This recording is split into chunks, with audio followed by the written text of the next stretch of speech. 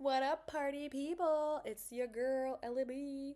I figured I would just pop in, check in, give you guys the deets on this past weekend in France, just so that the next one isn't like super long or anything. Not that we have anything fun planned, but alas, here we are. So let's dive into our fun French adventure. So as you recall, Robert made well, it wasn't back yet when I was making my other vlog, and we were leaving on Wednesday night slash Thursday morning to go to France, and he got in like 4 hours before our flight to France left. So I picked him up from the airport. We came here back to the apartment. We ate a quick dinner that I cooked, and then we repacked our bag and then went back to the airport. It took a very long overnight flight that we really did not sleep on. I slept on the floor for a little bit, like we had the two seats by ourselves, so I just kind of like curled up on the ground like a dog. Wasn't comfortable. Got like a weird like bruise on like from the whatever. It wasn't comfortable. So we got there. We were very sleepy. We went straight to the rental car place. We got in at like 6:30 in the morning on Thursday. Straight to the rental car place. Got our rental car. Then they were like, "Oh, have fun. Thanks." And it's a 4-hour drive after a 7-hour flight. So we were like, okay, we can do it. So we started going. I was like, Robert, I'm hungry. I need food. So we ended up having to stop and find food because I was like, I will die. I got an entire baguette. It was delicious. I regret nothing. So we went on our long, long, long drive. We finally stopped. I got a hot chocolate. That was before the baguette. I got a hot chocolate. Robert got this like sandwich croissant thing. Traffic got pretty bad, so this was at like 9, like 8:39, because we didn't get the car until like 7:15. By the time we were done, it was like 7:30. So we weren't getting in until like 11:45 kind of thing. So then it kept pushing the time up a little bit. And then a couple hours later down the road, we stopped at a grocery store because I was like, let me just run in and grab like a canned peaches or an apple or something because they don't really have gas stations. And when they did have gas stations, they weren't full of good things. I'm like, I don't want candy, right? I don't want to have a tummy ache. So I ran in, and it was like a discount off-brand grocery store, like different than an Aldi. And so I'm like, okay. So I found a package of 4 slices of ham, which feels like a really small amount of ham to package. And then, so I bought that, and then I saw like fresh baguettes in the corner. So I was like, ooh.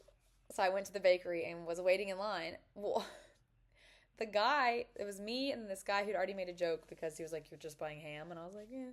And everyone spoke to me in French, and I just kind of, yeah, ha ha ha. And so I know he said jamon, and I'm holding the ham, so I'm like, yeah, ham, ha ha. It's it. But the guy in front of him, so like two people in front of me, I was watching, and I was like, what is she doing? And the lady behind the like glass counter of like display of all the breads and stuff was just like had these tongs and was tonging all these baguettes into this big like grocery bag, like the cloth kind, and then handed it to him, and then did it again and handed it to him. He ended up buying every single of that type of there were 3 types of baguette. That type of baguette, he bought all the ones in the display. He bought like half the ones from like the cart of like the display refill. I mean, he just bought all of them, and so I'm like sneaking a video because I'm like, there's no way he's gonna buy more. So he buys all those baguettes. I mean, and they're big baguettes.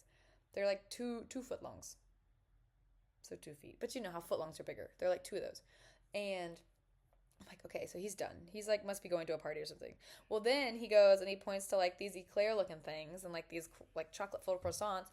The poor girl, she ends up like one whole section of the display gone, done.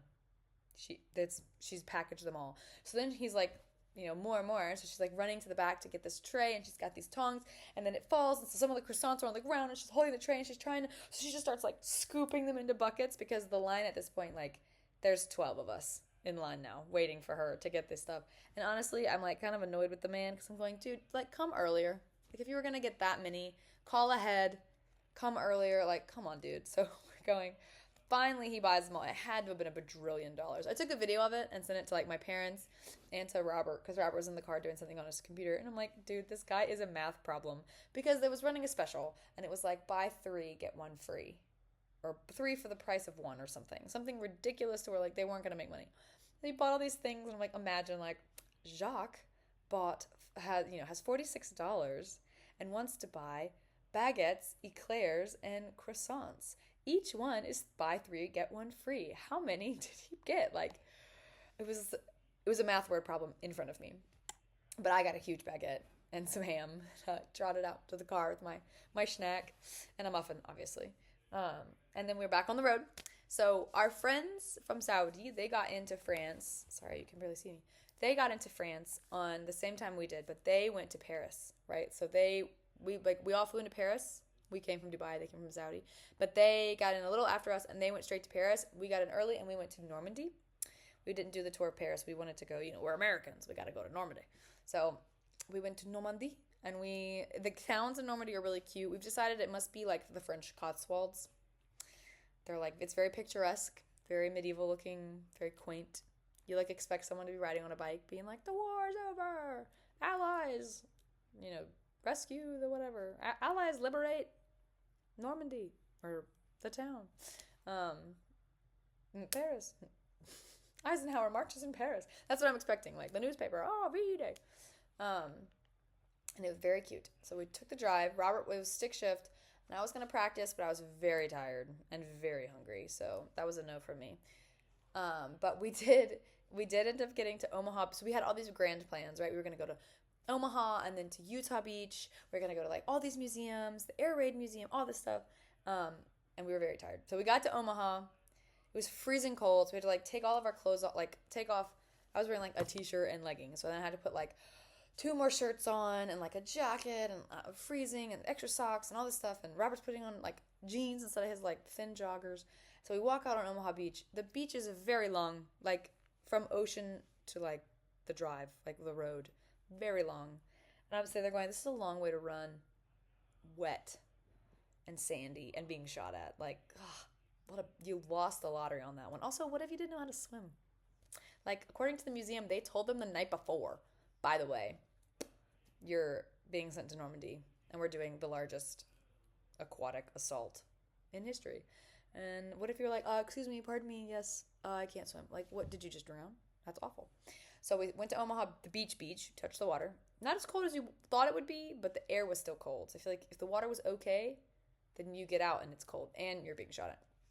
So we went to the beach, and then we walked up to this, like, old German bunker, like, gun bunker thing, and there was a flyover right then, so I, like, ran to go see it, and I, like, almost knocked this, like, man in a Texas outfit down, and Robert was like, sorry, she lives near Fort Jackson, she grew up with this sound, and he was like, it's a sound of freedom, and I was like, yeah, who are you?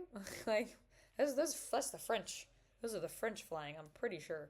But I got to the very end of like 2 of them going, very cool. And they were like modern jets. They weren't, it would be so cool if it was like a bomber. I mean, not cool, but it would probably give like a lot of the old people a fright, but it was really cool. And so we saw the bunker. You could still see like the bullet, like think, like where it like chinked off some of the like concrete and stuff. It was cool. And then we read this little thing about the Navy SEALs. Fun fact, the Navy SEALs, like the OG Navy SEALs were started because of World War II. Like they were like this aquatic unit that would go and like they would like snorkel in, like basically snorkel in at night and like map out the beach and then like snorkel back out. And they brought like a bunch of sand with them so that the tanks could like practice being on like that type of sand. It was intense. Like it's worth a Google, right? Like the OG Navy SEALs. So we like went on a little memorial for them. And then we went to the cemetery, which was very heavy. So for Robert, it was very heavy, like in his heart, for him to be on the beach. For me, it was a beach, right? It kind of looks like Litchfield. I was just vibing. But for Robert, for him, at his age, like he would have gone, So like I think for him, it hit very different because he was like, wow, these are people who are my age and younger, my brother's age, my sister's boyfriend's age, like they would have gone and like been dying here. So for him, it was very sobering. For me, when we got into the museum, like I had all these like firsthand accounts, and I was just like a constant stream of tears. And they were like plaques of survivors and plaques of people who sacrificed themselves and plaques of like heroes and plaques of like everyday soldiers and like who are also heroes. And there was like they like told you the stats of like who's buried and like how many from South Carolina, how many from wherever, and like they had on a continuous loop the names of everyone who died, all 8,500 people who died on D-Day, like at D-Day, just on a loop, so you could just hear them over and over. And there's 45 sets of brothers buried at that cemetery. That made me sad. I was like, oh my God, imagine to be a brother. And oh, anyway, very sad. A lot of cool artifacts that you can like see and touch. And it like took you on a timeline of the day, right? Like, oh, this time in the morning this happens, and then the first round did this, and then all the air, the air people did this, air raids were that. And like honestly, I'm not sure how we won. Like, I guess because we did such a good job with our disinformation campaign, like beforehand, so they thought it was going to be at Calais instead of at Normandy. And that must be how we won, because all of the like, and then this happened, but they all died, and then this happened, and nobody made it off the boats, and then this happened, and the boat sank, and I'm like, how is anybody making it onto this beach? Like, good lord. Um, but we did, and we won. Um, and then we were like walking through one of the towns, like right after, like it's like Omaha Beach, the city of whatever. And then we were in the town afterwards when we were driving out. We stopped to like walk around, and we were like people marched here. These streets haven't changed. People marched here. It was just a very surreal, like, you walk through ancient Greece and you walk through ancient Egypt, and you're like, oh, this is old. People walked here. This was like 100 years ago, right? Like, this was right now. Like, people were alive then that are alive now. Like, that, it just was very surreal to, like, walk through. And you can still see, like, some of the buildings have bullet holes, and, like, they're like, what are we supposed to do about it? It's a stone building. Like, and then, so we stopped that then, because it was like 6 at that point, because we'd spent time at each memorial. So we were like, we're not going to go to Utah. It's like a 45-minute drive. It's beautiful. It's stunning. It's important to see. We're going to have to go back. It was too heavy to have not slept the night before or to have eaten enough food. So we ended up going to the town we were staying in. Oh, we went actually to this other town, Bayeux. I don't know how to say it. It's French. Literally, it's all French to me. And it was one of the places. It has like the special tapestry, but we didn't see it. But it has a really beautiful cathedral. And so we saw that, and we walked through the streets, and it was really cute. It was a cute little town. Apparently, it had gotten just wrecked by the Allies. Like when we were bombing for D-Day, we just destroyed it. What can you do?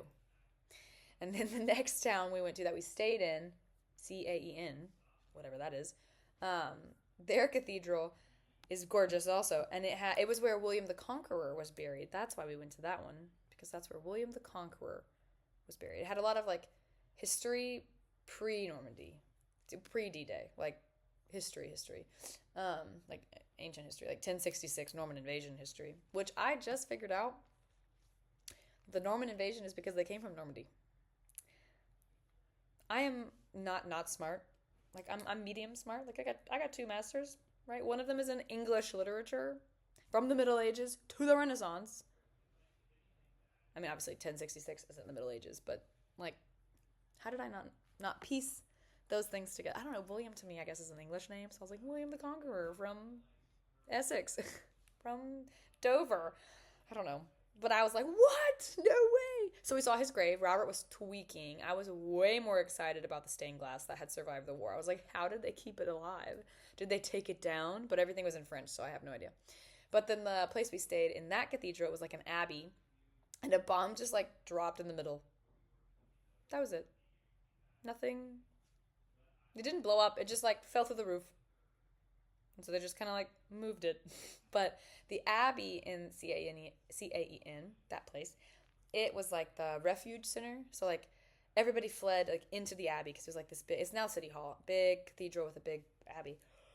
Sorry, lady, that's the first one though. Made it 13 minutes. And so there was like all these testimonies of different people who had survived, or like who had known a nurse who died or whatever. And so you like, oh gosh, it was awful. Like a lot of women and children were there. And I think it said some of the statistics were crazy. Like 200 tons of like bombs were dropped on that city in the first like 4 hours of D-Day, of the invasion. Because it's like right there, like 45 minutes from the shore. And I was like, good Lord. And it was 2/3 of the population vacated their home within the first like day.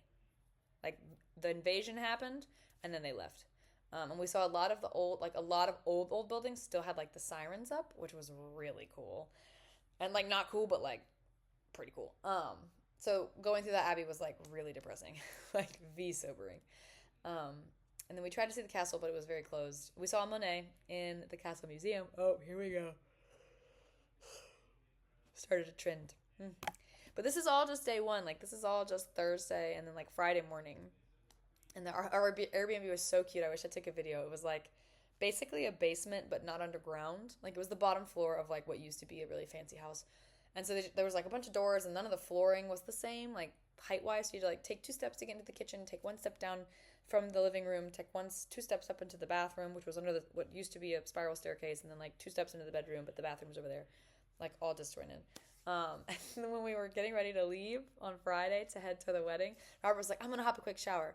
I was like, "Okay," but I was in the toilet, which was like across a little hallway, like under the stairs, and I was like, "Hey, be careful!" And as I was saying, like, "Be careful," he turned the shower on. Well, what I was about to warn him was that when you turn the shower on, the like, the like, the shower head isn't like, it's not in one of the ones that like holds it in a position. It's like willy nilly. So when you open it, it just like is gonna turn on and hit you in the face, which is what it did to me the night before. But I didn't get the words out as he opened it, so he turned it on and it hit him, and he jumped out of the way because it was freezing. And when he jumped out of the way, the thing just went right into my bag. So everything in my bag was like soaking wet. There was like puddles. It was really like 5 things took like the brunt of it. So I'm like, I have a hair dryer while he's showering, like trying to blow dry it out. But then he realized it was in my bag, so he like jumped back in front of it. He's like, "What do I do? What do I do?" I'm like, "Turn it off." He's like, "Oh my god!" So he turned it off. It was hilarious. He was like, "Oh, well, your bag." I'm like, "It's okay. It's fine. It's fine." So I blew dry everything out.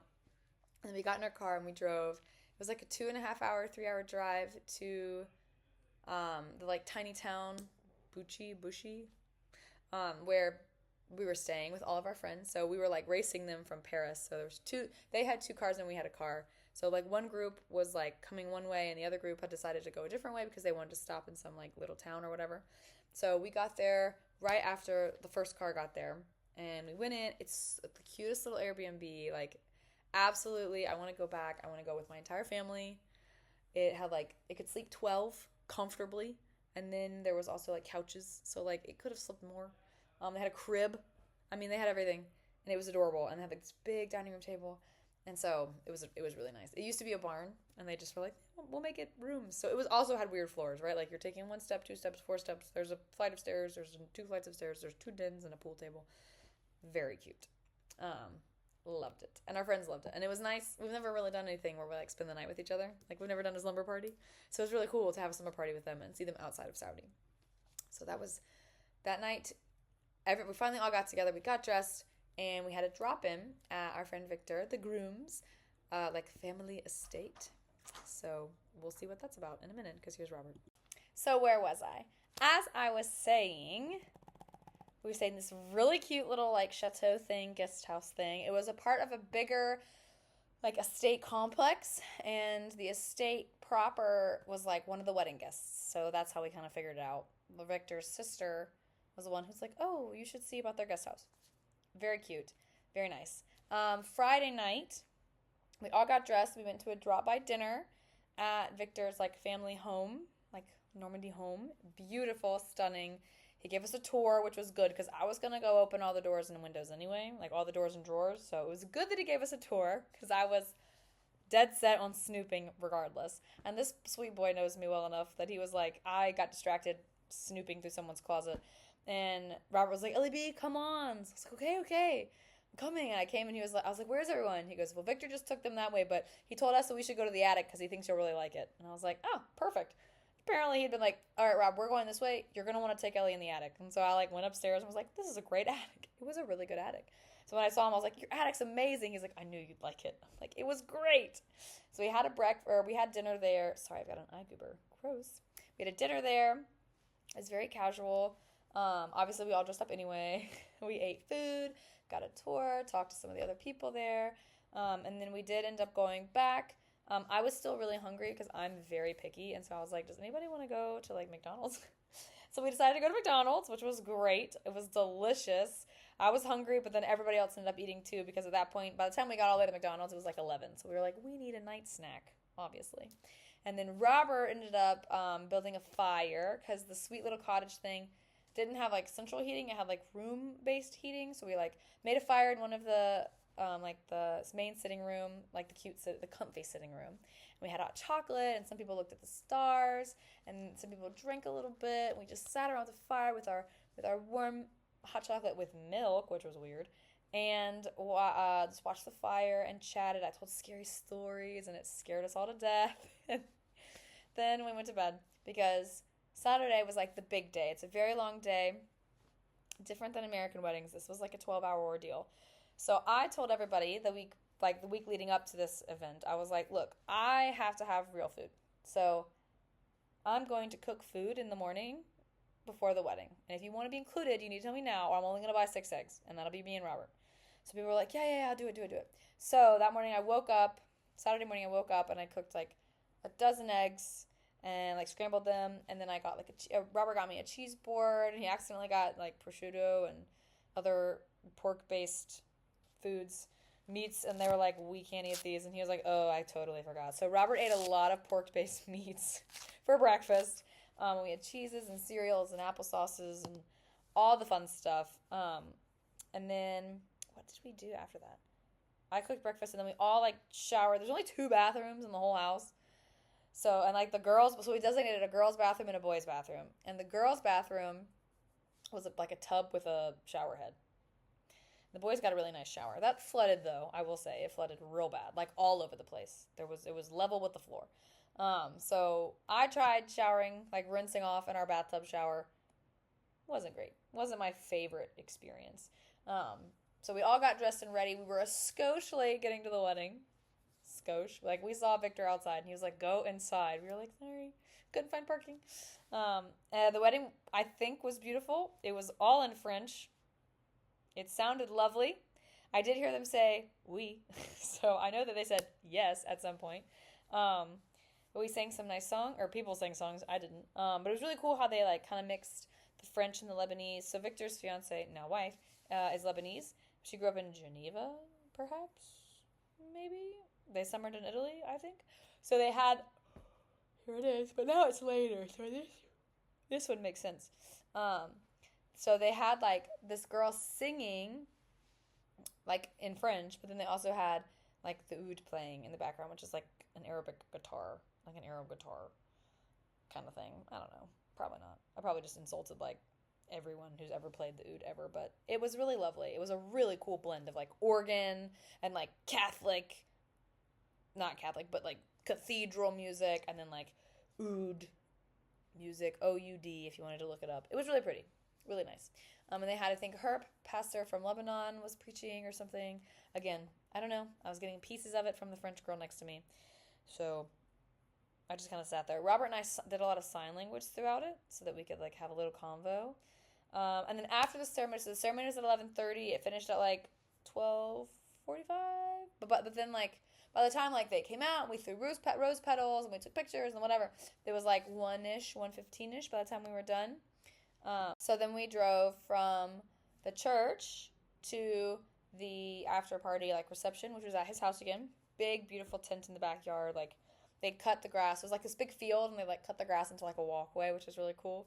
So we had like a little bit of a cocktail, like hour-ish at like 1:30. Sorry. Woo!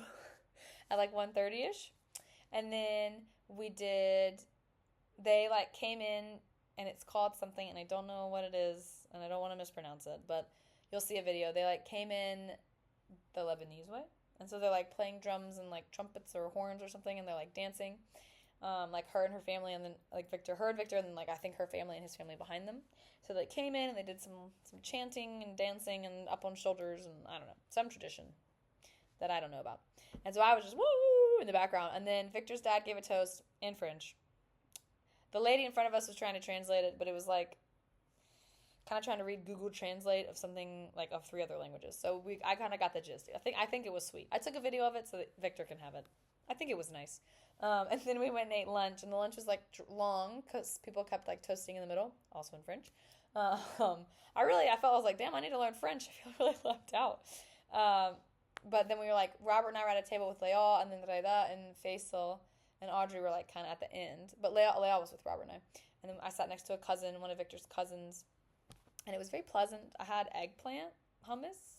Like it was, I thought it was hummus, and it was eggplant with cauliflower. Not terrible. Oh, and they had falafel filled with halloumi cheese. Life changing. And I tried lamb for the first time.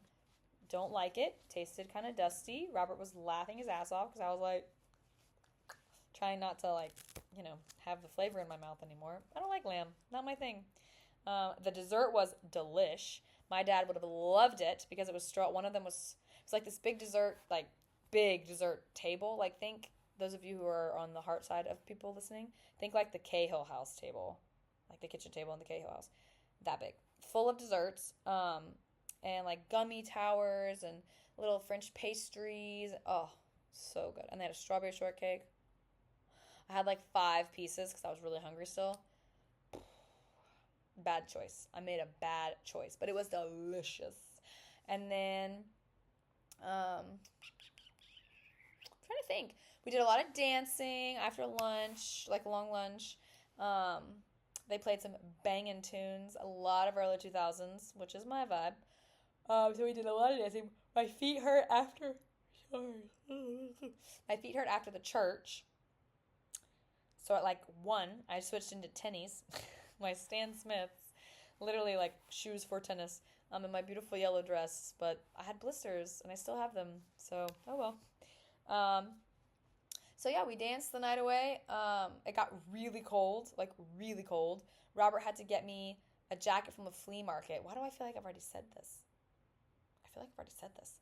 I must have told someone else. But I was freezing, and all I had was a puffer, and I was like, I don't want to wear a puffer. This is a nice wedding.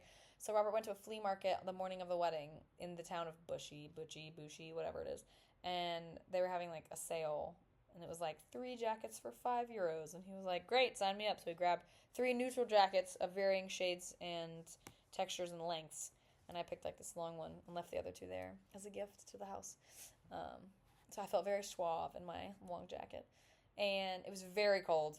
Like none of us were prepared for how cold it was going to be. Which made the dancing fun because it kept you warm. And they had some fires, which, I love a good fire. And then they played some French music. So during the French music, like, pause, Robert and I found these, like, sticks that I guess were for, not badminton. What's that game that we used to play at Laney Papa Joe's house? Has, like, the loops, and you have to, like, hit the ball through the circles. And you can, like, take turns by, like, hitting other people's balls out. It was in Bridgerton. It's not badminton. Whatever. That starts with a B. Whatever. Doesn't matter. They had that game, but no one was playing it. So we had like these sticks, not the mallets, but like these I guess like score sticks or something. So Robert and I were like pretending to sword fight, and I was like, oh, let's choreograph it. So we choreographed a whole like sword sparring, like 5-move sword spar thing, and then we perfected it. And then naturally, I had to go find all my friends and show all my friends my cool new trick. So that's what we did until about 9:30. At that point, people were starting to get tired in our group. I was tired and hungry. Some people were overserved. Some people got Ben Brantley'd. So I was like, all right, I'm going to round up the troops. So by 10:45, when I finally gathered everyone, it'd been like 11 hours. I'm like, all right, we got to get out of here. Like, we're all melting, but also freezing at the same time. So we went back, and we did do like a little fire just to like let some people sober up a little bit, let some of us eat some snacks in our PJs and like thaw out before going to bed. And then, yeah, the next morning we woke up, and Robert and I had to get to the airport. I drove like 15 minutes in the manual, so...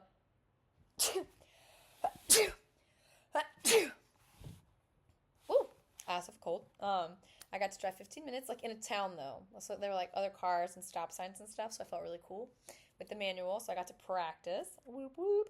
But yeah, then we just got on a flight back to Dubai, and it was easy breezy, beautiful cover girl.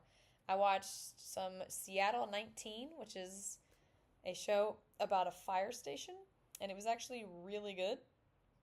Got really roped in to the story of what was happening to like these characters, and I was like, what's gonna happen to Miller? He hurt his knee in the building.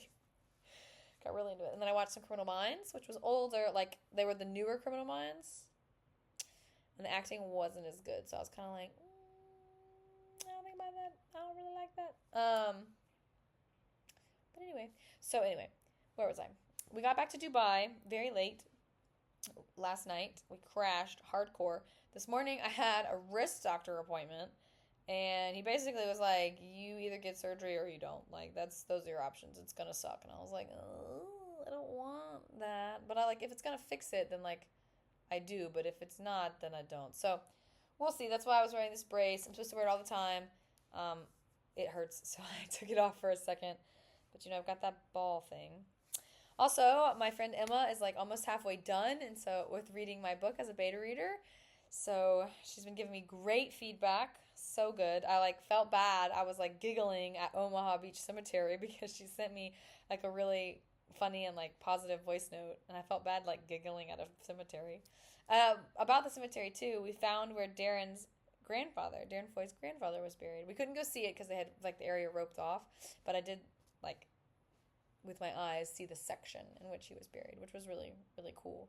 Um, and I know that they've been there, but I felt really like I was like, oh, I know somebody, kind of. I know somebody's the son of somebody, um, to be there, which is wild, right? Like that's crazy. Like Vernon, my uncle, or my grandfather's cousin, I think like parachuted in or something. Like he was there, and then he was in the Battle of the Bulge. I'm like, woof.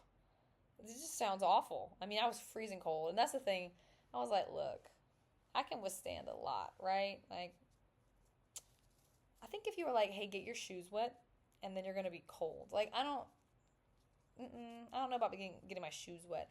I'm not saying I'd want to be like in the desert, like Desert Storm or something, but wet and cold, like, pick one.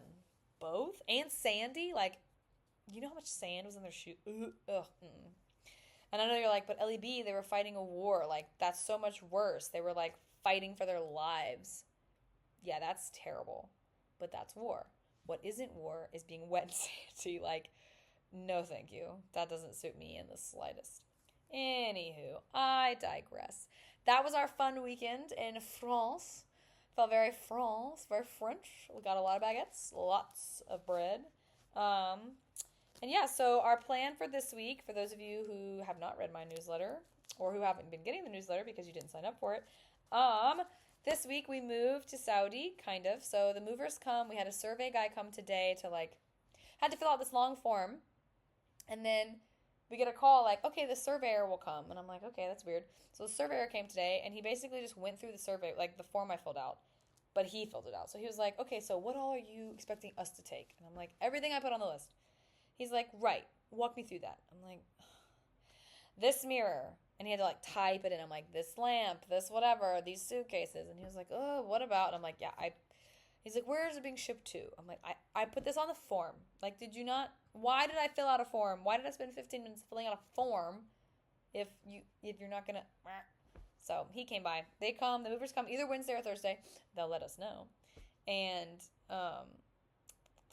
we were gonna go, on holiday this weekend into the Maldives or Bulgaria or Romania or something, but it's a bit too much. I'm tired of traveling and being in a plane for a million hours, so we're not going to do that. Robert is in Saudi right now. I just took him to the airport.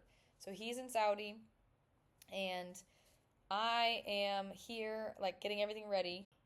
So I'll be here. Robert should come back later this week. I mean, he has to come back later this week. And then Friday is my big day with Massa, my last big day. And then Sunday, we're going to go scubaing one last time, scuba snorkel, unless it's really hot. And then I'll just sit on the beach because when the water's hot, it is less than desirable to be under it. And then, I'm not trying to scuba in soup. And then Monday, he has off for Saudi National Day. So we are going to drive the car. We think we're 90% sure we're going to be the ones driving, change of plans, to Saudi. So we'll pack the car up and drive 10 to 12 hours up to Saudi Arabia, up to Riyadh. He should get our apartment this week, so we should be able to just drive to our apartment. Who knows with Saudi? Not me. So we'll see how it goes with the driving. But that's our current week coming up. Then we've got a weekend or 2 weekends, and then we're with Margaret and Eric in Turkey. Ooh. And then from there, it's just boom, boom, boom, like I've been saying. So we'll keep you updated, but that's everything from our France trip for our friend's wedding. So there you go. Also, I am releasing the name of my book on Wednesday, the name of book 2, so be on the lookout for an Instagram post. Also a newsletter if you haven't signed up for it, for my book newsletters.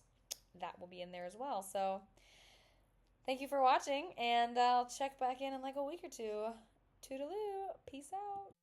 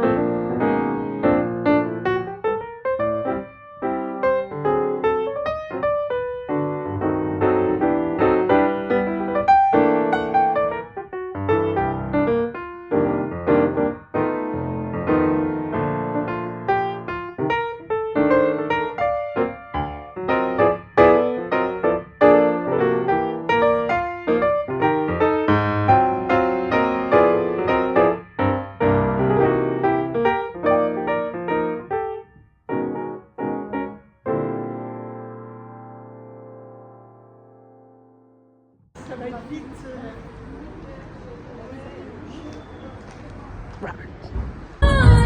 On the stage in my heels, it's where I belong down at the Pink Pony Club. I'm gonna keep on dancing at the Pink Pony Club. I'm dancing down in West Hollywood. I'm gonna keep on dancing at the Pink Pony Club. You don't know the words?